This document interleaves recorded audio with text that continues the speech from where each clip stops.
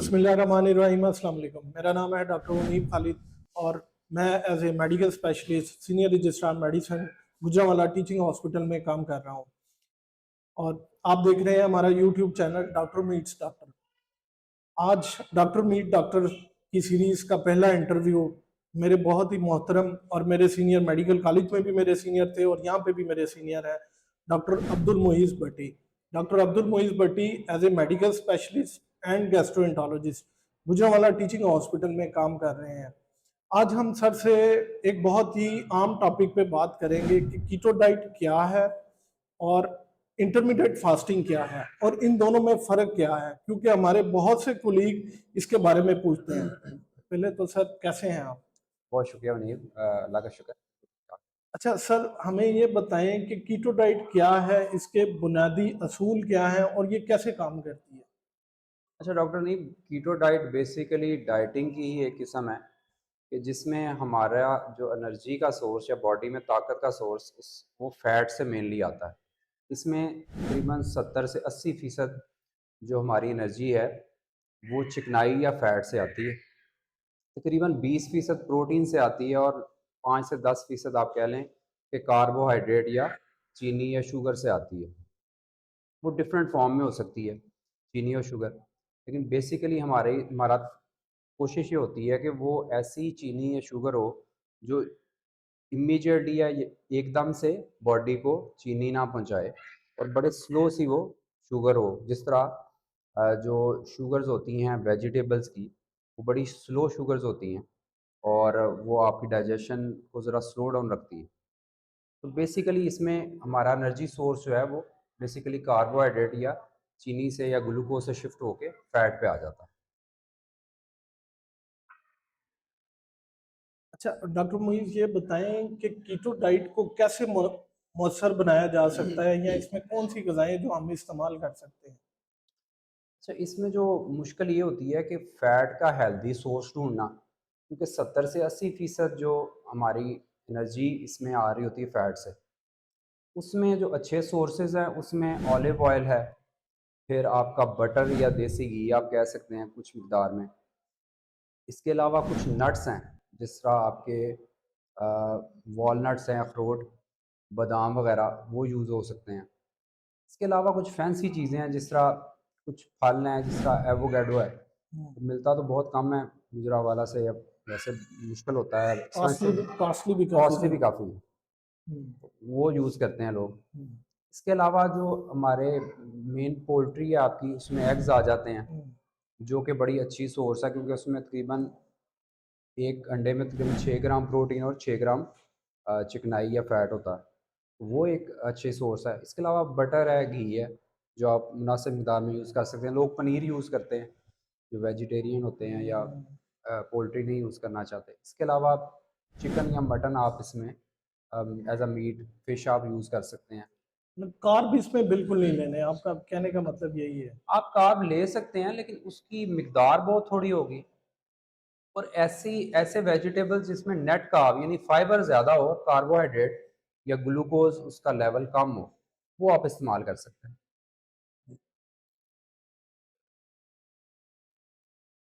अच्छा डॉक्टर, मुझे ये बताएं कि कीटो डाइट के हमारी सेहत पे क्या असरात होते हैं और क्या हम कीटो डाइट एक लंबे अरसे के लिए इस्तेमाल कर सकते हैं?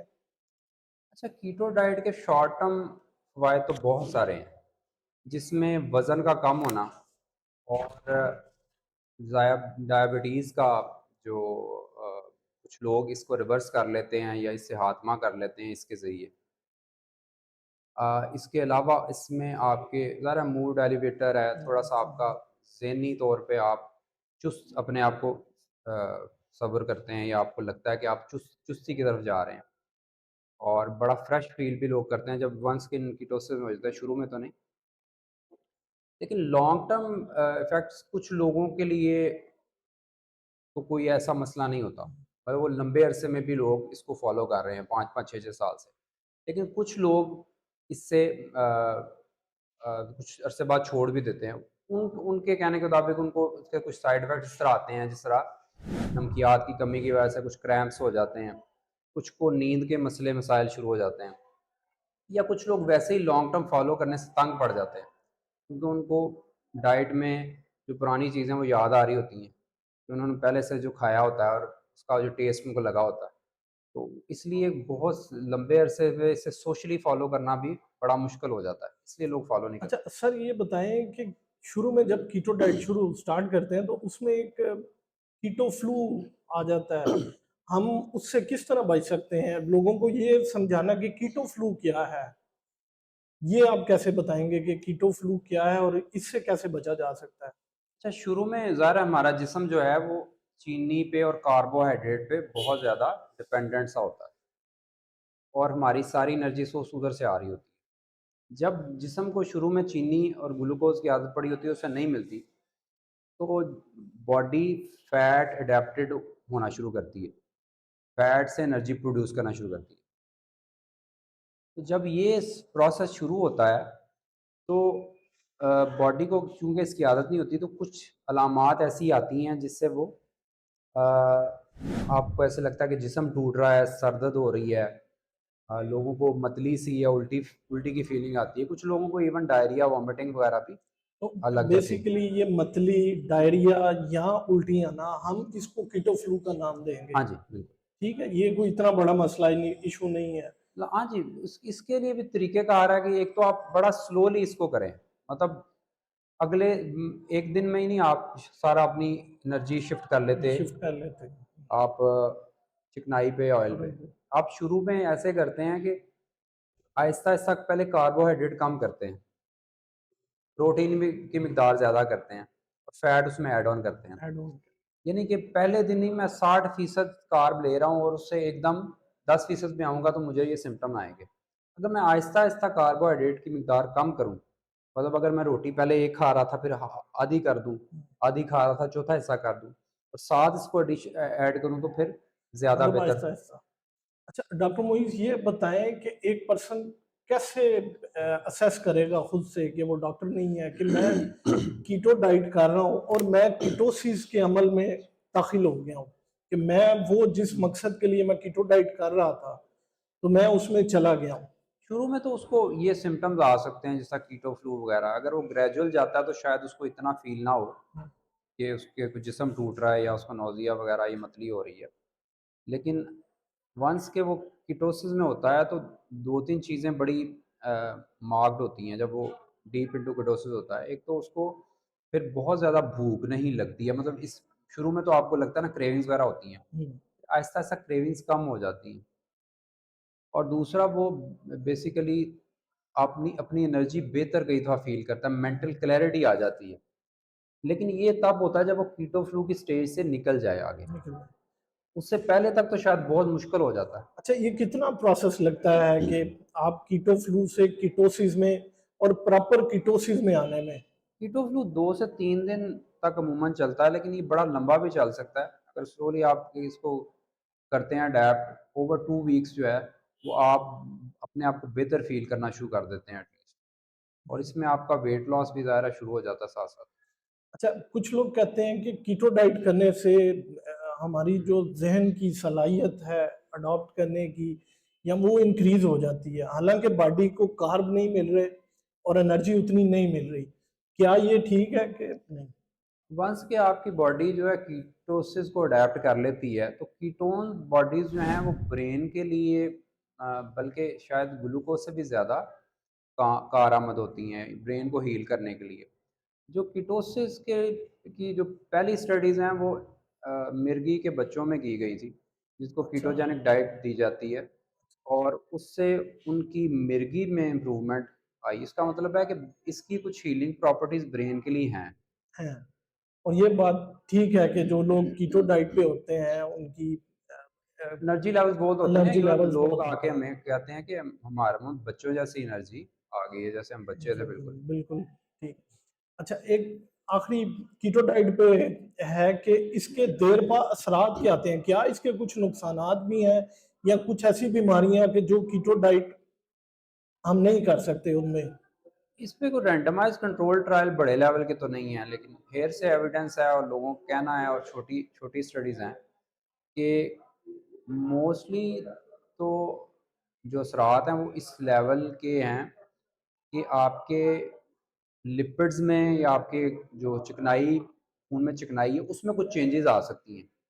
अब कुछ लोग उस चेंजेस को परसीव करते हैं कि उस चेंजेस की वजह से कुछ इवेंट्स जो आपके कार्डियोवैस्कुलर होते हैं या आपके जो दिल के अटैक हैं या आपके फालिज के अटैक है, वो बढ़ जाते हैं। लेकिन अमूमन वो इस वजह से नहीं होते, वो अमूमन उन लोगों में होते हैं जिनमें ऑलरेडी मसले मसाइल अंदर खाते शुरू हो चुके हैं। कुछ लोगों को भी वैसे ही नालियाँ, रगें, शरेयानें तंग हो चुकी होती हैं पहले चीनी खा खा के। तो वंस के वो कन्वर्ट होते हैं और वो इत्तेफाक से कोई ऐसा इवेंट हो जाता है, होता है। तो वो फिर कीटो पे लग जाता है। अच्छा, अच्छा डॉक्टर मुइज़, ये बताएं कि क्या कीटो डाइट करने से कुछ नुकसानात भी हो सकते हैं, या कुछ ऐसे लोग, ऐसी बीमारियां जैसे दिल की बीमारियां, गुर्दों की बीमारियां, ऐसे लोगों को कीटो डाइट मना है या ये कर सकते हैं? इसमें कोई रिकमेंडेड तो नहीं, ऐसी हम्म, रिकमेंडेशंस तो नहीं है कि आप इसमें आप ये कीटो डाइट करें हार्ट डिजीज़ वगैरह में। लेकिन लॉन्ग टर्म में कीटो डाइट कुछ पैरामीटर्स इम्प्रूव करेगी और कुछ पैरामीटर्स आपके जो इसमें खून की चिकनाई है उसमें चेंजेस ऐसी आ सकती हैं कि वो आपको लगेगा कि शायद ये मेरी चिकनाई जो है बढ़ रही है। लेकिन आप अगर उसमें बड़ा डीप जाएंगे, जिस तरह एलडीएल हम देखते हैं, एलडीएल एक कोलेस्ट्रॉल है जो कि आप अक्सर रिपोर्ट्स में देखते हैं। अगर वो बढ़ता भी है कीटो डाइट पे, तो उसका फर्दर जो पोर्शन होता है, एलडीएल के फर्दर भी दो पोर्शन होते हैं, जो कि एक उसमें से बायां एंड और बड़ा एलडीएल, एक छोटा एलडीएल होता है। मेनली जो छोटा एलडीएल है जो कि दिल के अमराज के लिए है या दिल की रगें तंग करने का बायस बनता है, वो इसमें कम होता है। इसलिए जो मोस्टली आप आपकी ये सेफ रहेगी।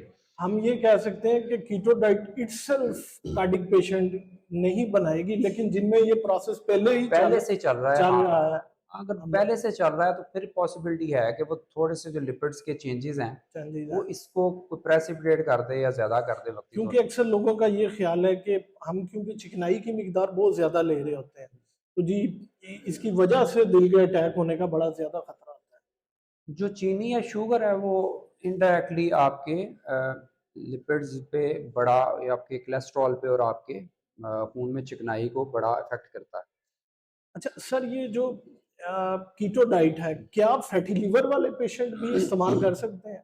बिल्कुल कर सकते हैं। वंस के आपकी एनर्जी अगर फैट पे चेंज हो जाएगी, तो लिवर से जो फैट है वो as a source of energy use होगा।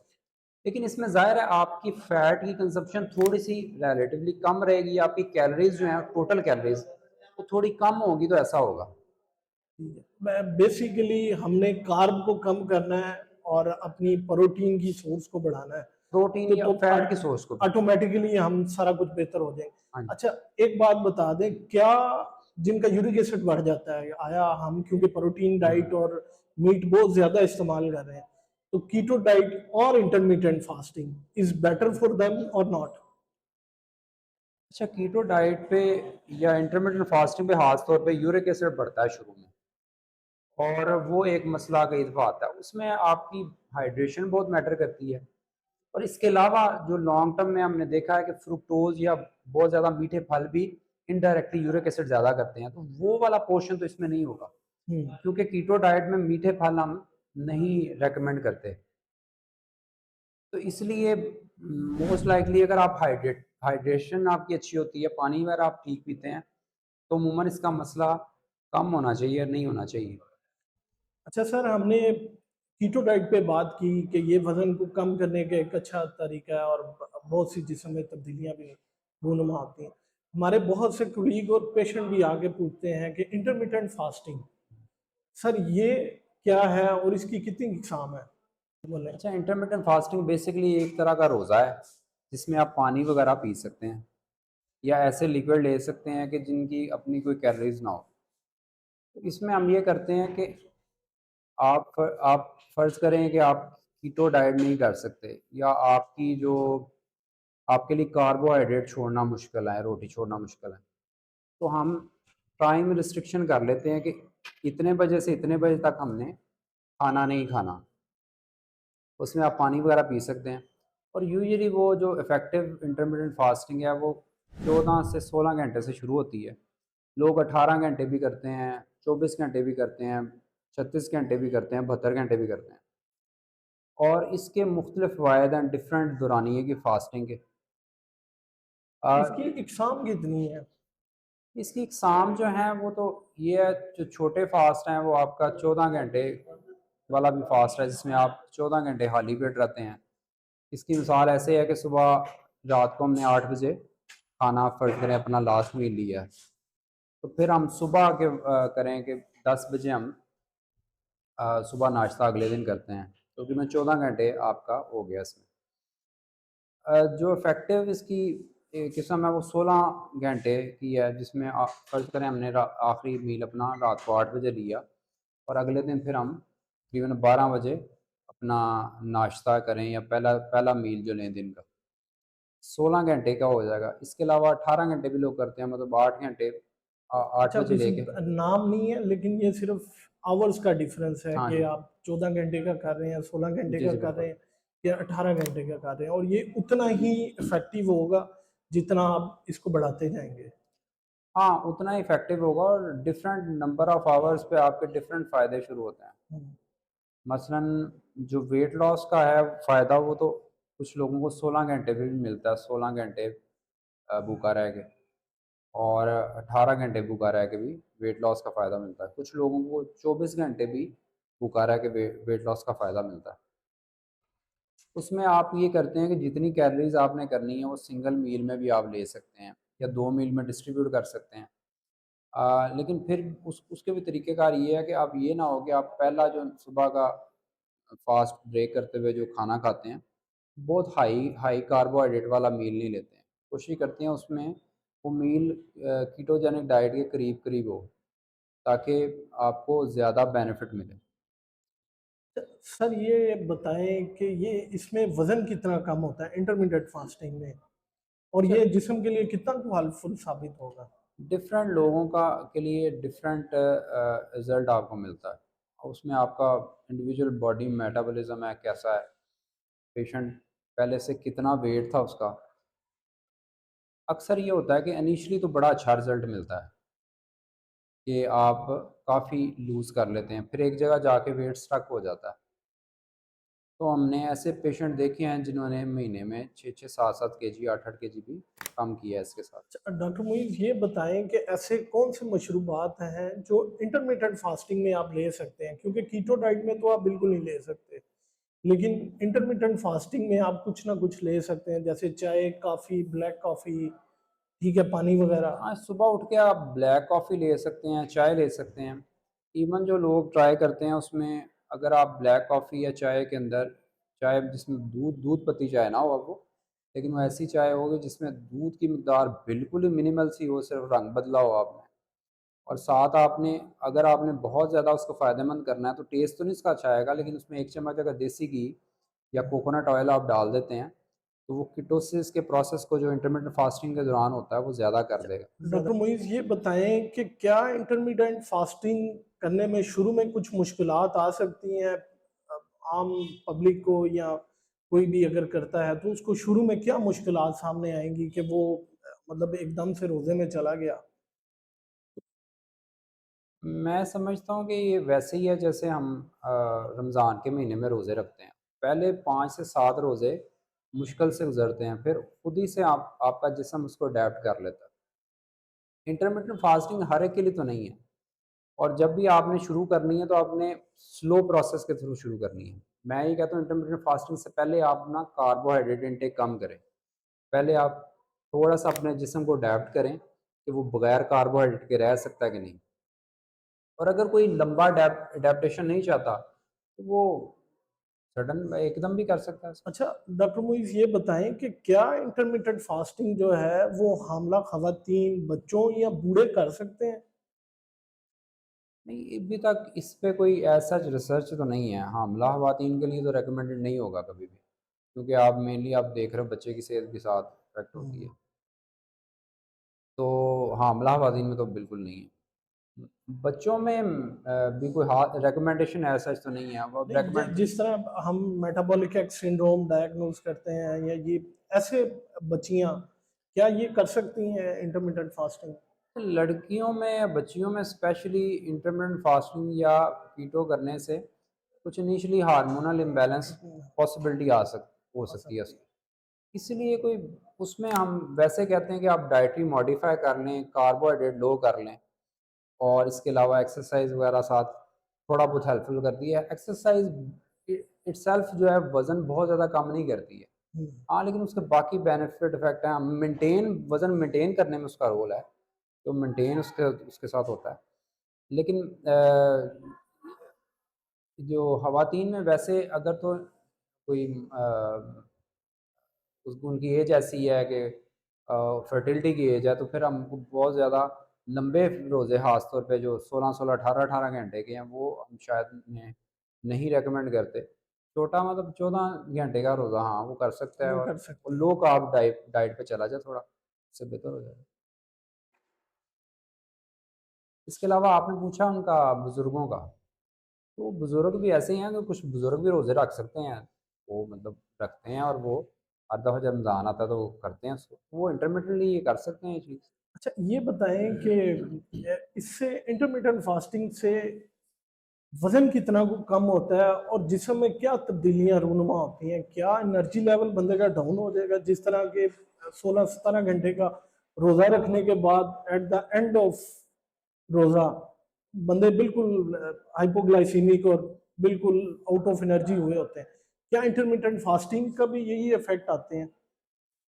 उसी तरह जिस तरह कीटोसिस को अडैप्ट करने में टाइम लगता है, इसमें भी जब आप लंबा रोज़ा रखते हैं तो आपके बॉडी से फैट यूज़ होता है, कीटोन्स बनते हैं, और वो एज एनर्जी सोर्स यूज़ होते हैं।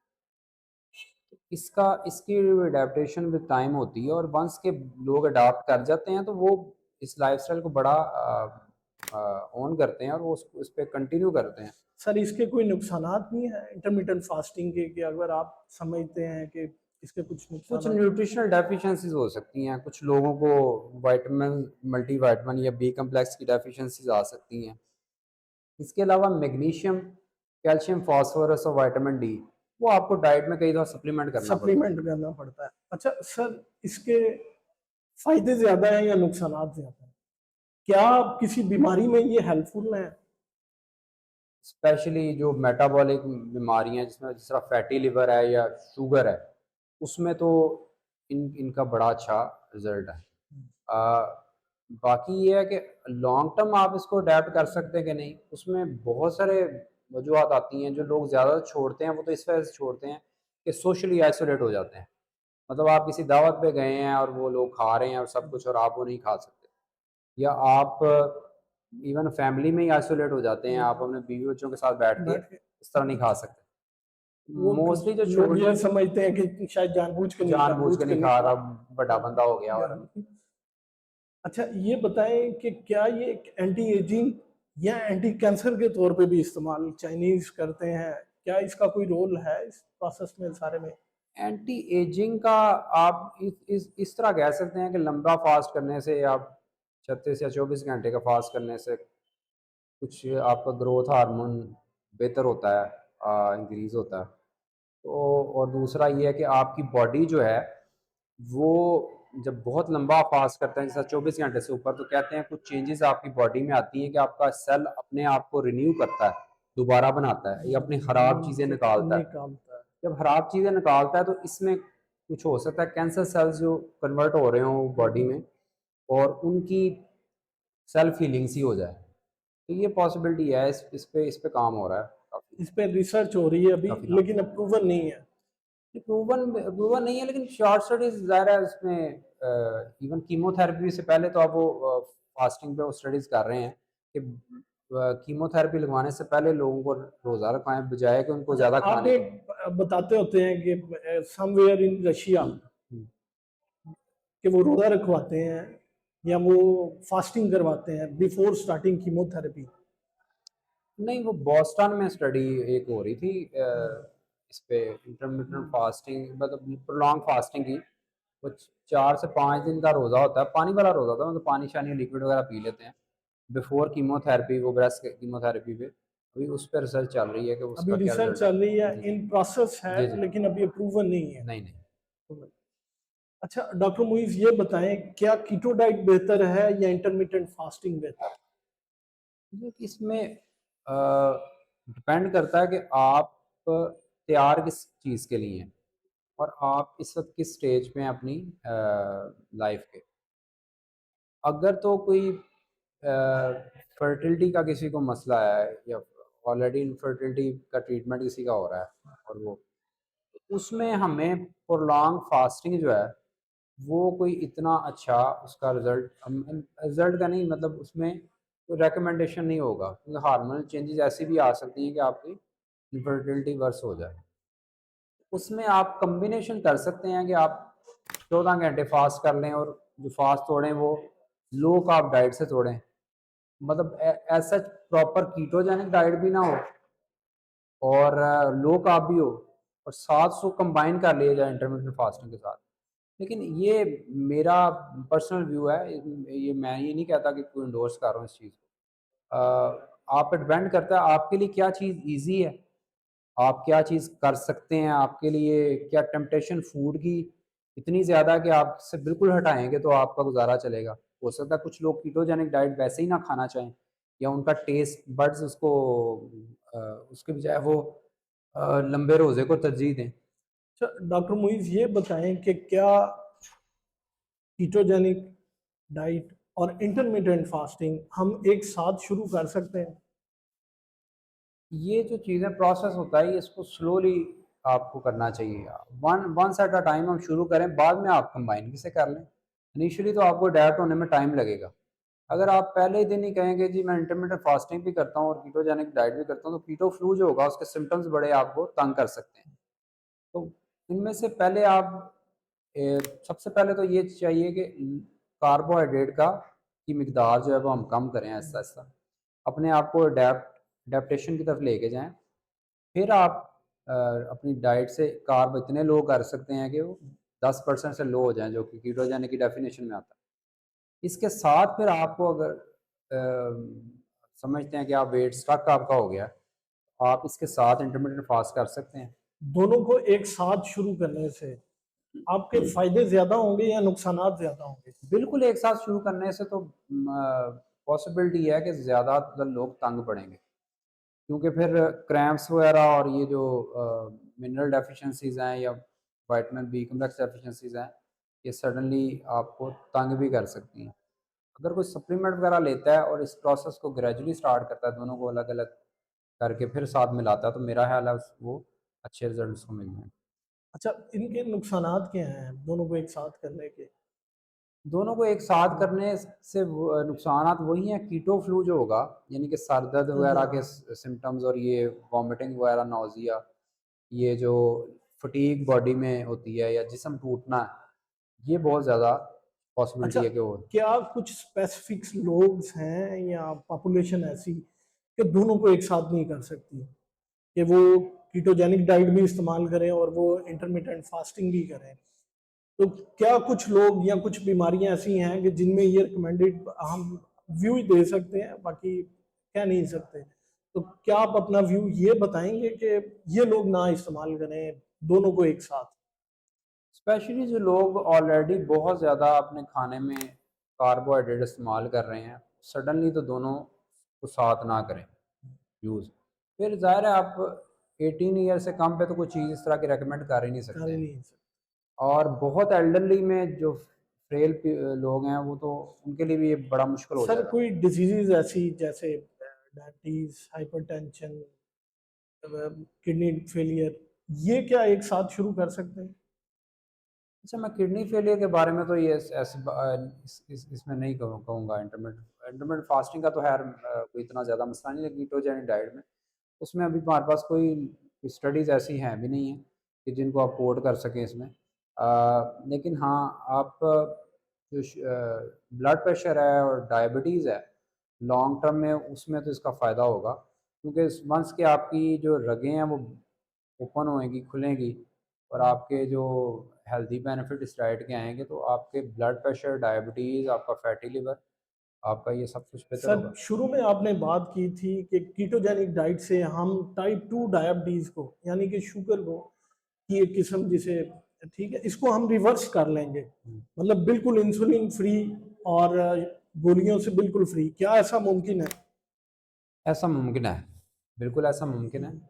क्योंकि आपकी जो कीटोजेनिक डाइट है उसमें मेनली आपके जो कार्बोहाइड्रेट है उसकी मकदार इतनी कम है कि जिस्म को शायद इंसुलिन बहुत कम बनानी पड़े, अ, और उसकी वजह से आपकी वेट लॉस भी हो रहा है, जिससे फर्दर इंसुलिन की रिक्वायरमेंट कम हो जाएगी। टाइप 2 में बेसिकली आपकी इंसुलिन की जो है रिक्वायरमेंट कम करने से आपकी टाइप 2 डायबिटीज़ जो है रिवर्स हो जाती है। जी, तो जैसा कि डॉक्टर मोइज़ ने कहा कि कीटोजेनिक डाइट से या कुछ ऐसी डाइट्स हैं जिससे हम शुगर यानी कि टाइप 2 डायबिटीज़ को बिल्कुल रिवर्स कर लेंगे और आप इंसुलिन और गोलियों से बिल्कुल फ्री हो जाएँगे। ये कैसे मुमकिन है? और हमारी डिस्कशन का अगला जो टॉपिक होगा वो डॉक्टर मोइज़ के साथ ये होगा कि हम इंसुलिन और गोलियों से टाइप 2 में किस तरह बच सकते हैं? और दूसरा, how to maintain muscle mass in type 2 diabetes कि इससे शुगर भी ठीक होगी। उम्मीद है ये मालूमात आप लोगों के लिए बहुत हेल्पफुल साबित होगी। मज़ीद मालूमात के लिए इस चैनल को सब्सक्राइब करें, अपना बहुत सा ख्याल रखें और दुआओं में याद रखें।